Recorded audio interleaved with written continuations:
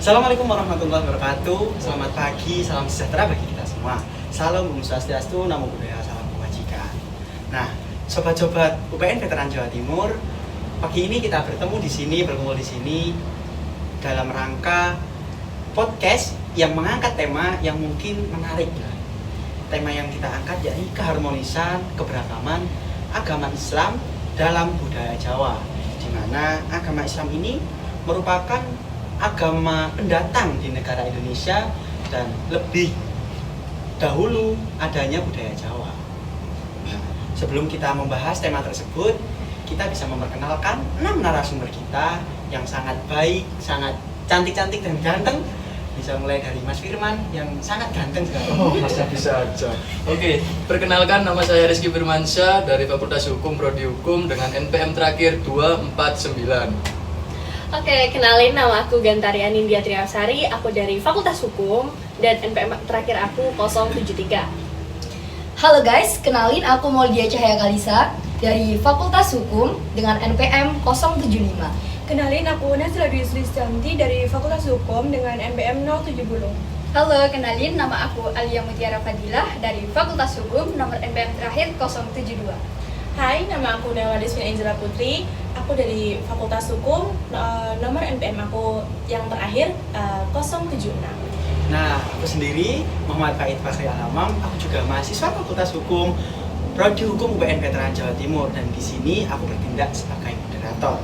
Nah, gak lama-lama nih, kita bisa mulai membahas tentang tema yang kita angkat bersama 6 narasumber yang sudah mempersiapkan bahan untuk tema tersebut sudah dengan matang.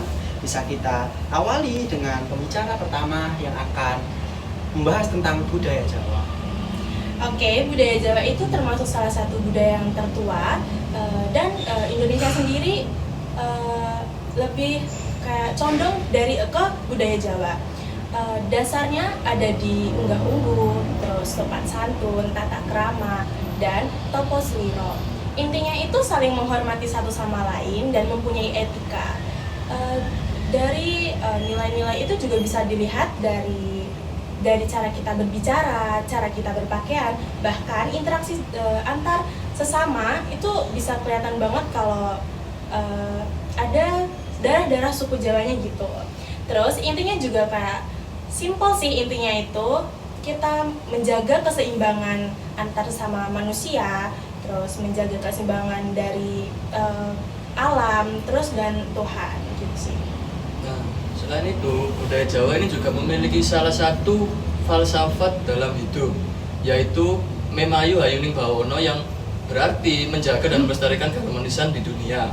Prinsip ini mengajarkan masyarakat budaya Jawa untuk berbuat baik, menjaga lingkungan, guyub rukun dalam bermasyarakat.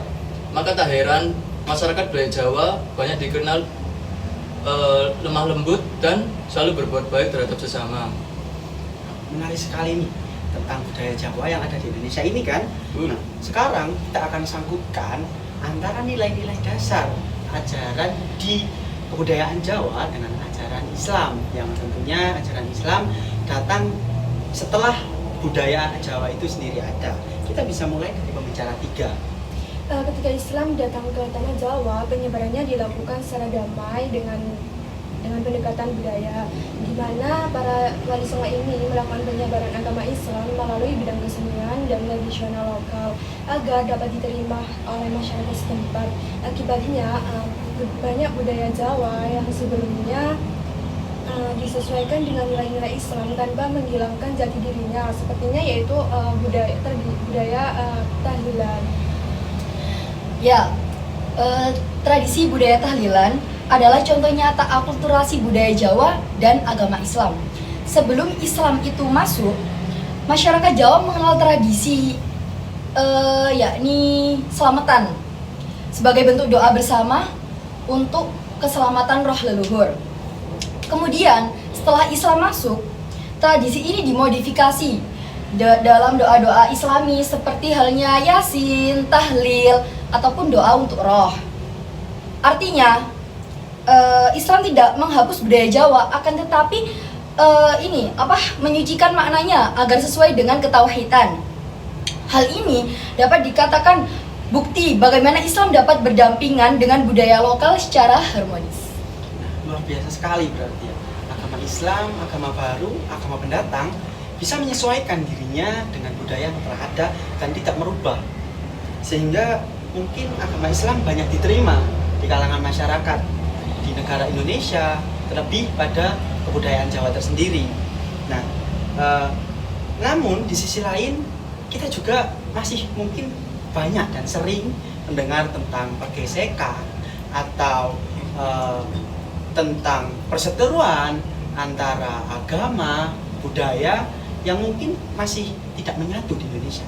Iya, betul. Bisa kita lihat dari beberapa kasus yang terjadi di akhir-akhir ini. Nah, mungkin bisa dijelaskan oleh sahabat Gantari. Nah, bener banget tuh Kak Hamam. Jadi walaupun di dalam Indonesia ini kita punya beberapa budaya dan agama ya, tapi kita tuh kerap mengalami kepergesekan antara budaya dengan terutamanya agama Islam.